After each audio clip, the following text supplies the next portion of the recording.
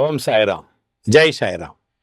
உலகெங்கிலும் இருக்கிற நம்முடைய சாய் சொந்தங்களுக்கு எவ்விதமான கூட்டு பிரார்த்தனைகளை, கிரியா ஹீலிங் முறைகளை வெற்றிகரமாக நிகழ்த்துவதற்கு நம்மை பெற்ற பெற்றோர்களுடைய வாழ்த்துக்களாலும், நாம் வணங்குகின்ற எல்லா தெய்வங்களுடைய பிரதிநிதியாக இருக்கிற நம்முடைய சாய்நாதருடைய பேரருளினாலும், உங்கள் அனைவருடைய பேராதரவினாலும் இத்தகைய பிரார்த்தனைகளை, கிரியா ஹீலிங் முறைகளை வெற்றிகரமாக நிகழ்த்த முயற்சி செய்கிறேன்.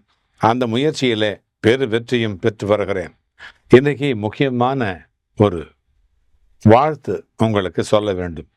அக்ஷய திருதியை வாழ்த்துக்களை உங்கள் அனைவருக்கும் சொல்லி, நீங்கள் அனைவரும் மகிழ்ச்சியாகவும் புத்துணர்ச்சியோடும் ஆரோக்கியத்தோடும் ஐஸ்வர்யத்தோடும் இருக்க உங்களை வாழ்த்துகிறேன்.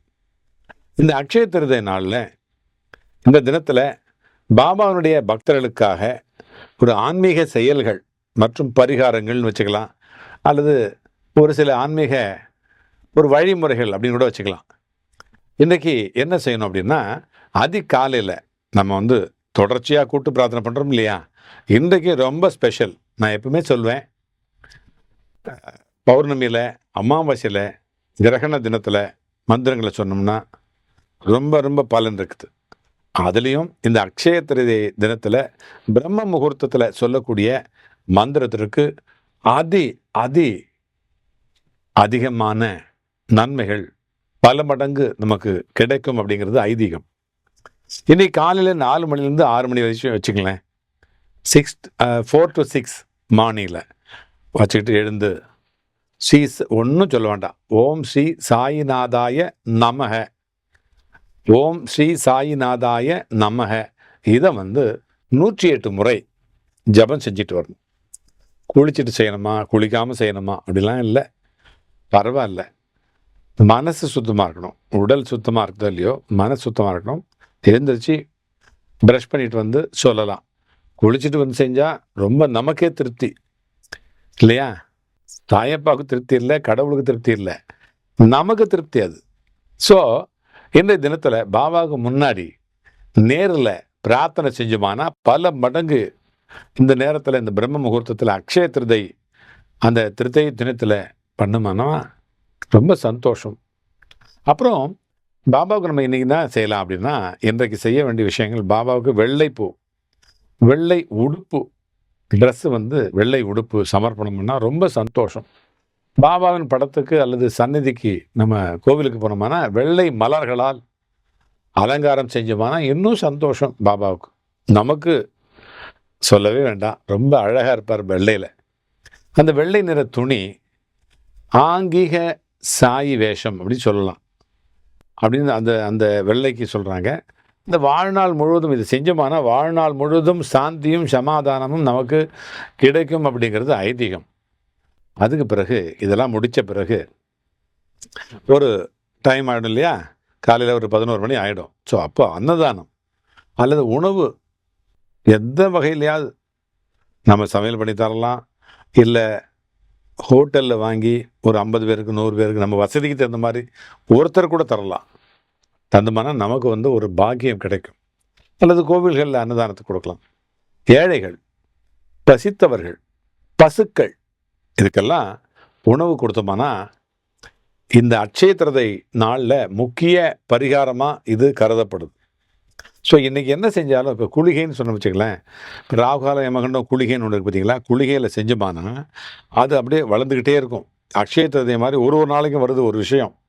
இப்படி அக்ஷய திருதையை மாதிரியே ஒரு நாளைக்கும் அந்த பாக்கியம் நமக்கு கிடைக்குது. அது என்ன பாக்கியம்னா குளிகை. அந்த குளிகையில் செய்யக்கூடிய அந்த செயலுக்கு தொடரும், அது தொடர்ந்துக்கிட்டே இருக்கும் அப்படிங்கிறது தான் ஐதீகம்.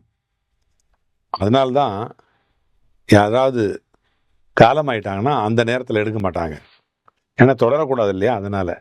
ஸோ இப்போ அன்னதானம் கொடுக்குறது தொடர்ந்துன்னு வச்சுங்களேன், அன்னதானம் கொடுக்குறோம், ஸோ தொடர்ந்து கொடுத்துக்கிட்டே இருப்போம். நம்ம கொடுக்குற இடத்துல இருப்போம், வாங்குற இடத்துல இருக்க மாட்டோம் கண்டிப்பாக. அதுக்கு தான் கொடுக்கணும் அப்படின்றது.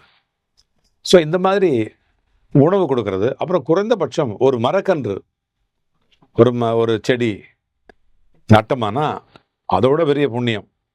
அடுத்து பாபாவுடைய அருள் ஸ்லோகங்களை பாராயணம் பண்ணுறது, சச்சரித்திரத்தை ஒரு அத்தியாயம் பாபாவுக்கு நேரில் உட்காந்து படிக்கிறது அல்லது வீட்டில் உட்காந்து படிக்கிறது, அதை வந்து ஸ்மரணம் பண்ணுறது.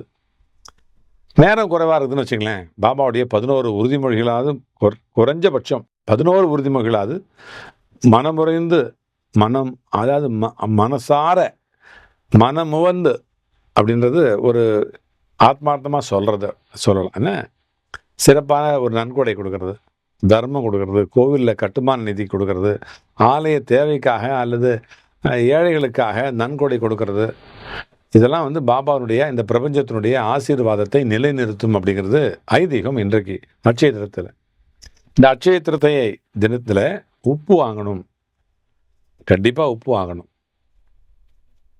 அப்புறம் தங்கம் வாங்குறதெல்லாம் ஒரு பக்கம் இருக்கட்டும். தங்க விலை வந்து வாங்க மாதிரியா இருக்குது, சரி பரவாயில்ல, அது ஒரு பக்கம் இருக்கட்டும், வாங்கினா சந்தோஷம். தங்கத்தோட வெள்ளி வாங்கணும். வெள்ளிக்கு தான் அதிகமாக பாருங்கள், வெள்ளி வந்து கண்டிப்பாக வெள்ளியில் ஏதாவது ஒரு அணிகலன்களை நம்ம அணிஞ்சிக்கிட்டே இருக்கணும். ஏன்னா வெள்ளிக்கு தான் சுக்கிரனுடைய இது இல்லையா, வெள்ளிக்கு தான் இந்த ப்ராஸ்பரிட்டி மொத்தமும் இருக்குது. தங்கம் வந்து அழகுக்காக தான், செல்வாக்கை காட்டுறதுக்காகவும் அழகுக்காகத்தான் தங்கம். வெள்ளி தான் ப்ராஸ்பரிட்டி. ஸோ வெள்ளி வாங்கினா ரொம்ப சந்தோஷம்.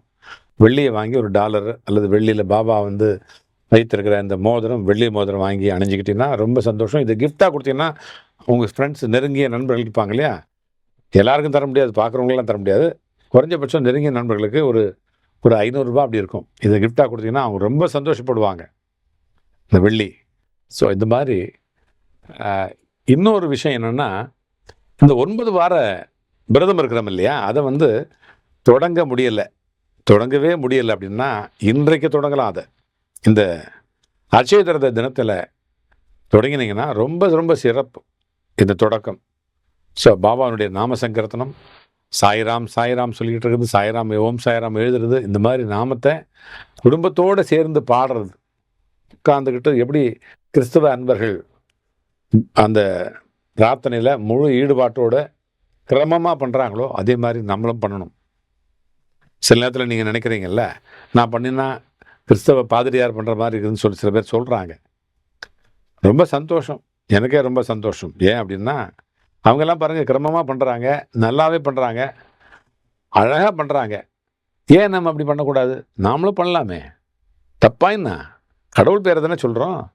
ஸோ அதுக்கு வந்து இப்படி இந்த வழிமுறை இப்படிலாம் கிடையாது. நேர்மையாக நடக்கணும், பக்திபூர்வமாக சொல்லணும், பாபாவுடைய பேரை சொல்லணும், அது எப்படி வேணால் சொல்லலாம். ஸோ அதனால் அவங்கள மாதிரி நம்ம வந்து குறைஞ்சபட்சம் குழுவாக உட்காந்துக்கிட்டு வீட்டில் இந்த சச்சரித்திரத்தை படிக்கிறது, பாபாவுடைய திருநாமத்தை சொல்லி பஜன்ஸ் பண்ணுறது, இதெல்லாம் ரொம்ப ரொம்ப மகிழ்ச்சியான ஒரு தருணம். இந்த நாள் கிடைக்கிறது நமக்கு கொடுத்து வைக்கணும். இந்த நாள் வருஷத்தில் ஒரு நாள் இல்லையா, அதனால் இந்த நாளில் வந்து குறைஞ்சபட்சம் ஒரு 15 நிமிஷம் மன அமைதிக்காகவும் இந்த நிதானம் உண்டாகிறதுக்காகவும் இந்த மாதிரி செயல்களை செஞ்சுட்டு வாங்க. அப்புறம் வணிகம் பண்ணுறது, குடும்பத்தில் வந்து வியாபாரம் பண்ணுறவங்களா இருந்தால், தொழிற்சாலை வச்சுருந்தாக்கா, இந்த மாதிரி ஐடி கம்பெனி வச்சுருந்தா, அவங்க பாபாக்கிட்ட வந்து வழிபாடு செஞ்சு இந்த அக்ஷய திருதியை நாளில் புதிய முயற்சிகளை ஆரம்பிக்கலாம். வியாபாரம், சேவை, முதலீடு பண்ணலாம். முதலீடு இன்றைக்கி பண்ணுறவங்கெல்லாம் முதலீடு பண்ணிகிட்டே இருப்பாங்க. ஸோ இந்த மாதிரி அக்ஷய பாபான்னு சொல்லலாம். அக்ஷய பாபாவினுடைய அருள் சங்கல்ப பிரார்த்தனைகளை செய்து கொள்ளலாம். சகல செல்வ சக்தி வளரணும், ஆத்மீக வளம் நிலைபெறணும் அப்படின்னு பாபாவிட்ட பக்தி பூர்வத்தோட சங்கல்பம் செஞ்சுக்கிட்டு வழிபாடு பண்ணுறது அப்படின்றது ரொம்ப நல்லது.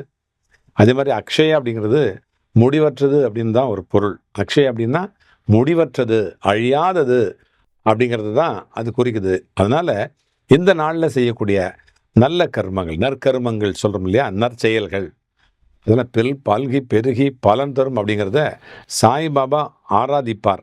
நானும் உங்களை பிளஸ் பண்ணுறேன், சரியா? அதனால் எல்லாரும் இந்த நாளில் நல்லதொரு பலனை அடையிறதுக்காக சொன்ன அந்த வழிமுறைகளை கடைபிடித்து நீங்கள் வளமாக, நலமாக, ஆரோக்கியமாக வாழணும். நான் ஏற்கனவே சொன்ன மாதிரி தொடர்ச்சியாக ஒரு நாளும் பிரம்ம முகூர்த்தம் அப்படிங்கிறது பிரமாதமான முகூர்த்த வேலை.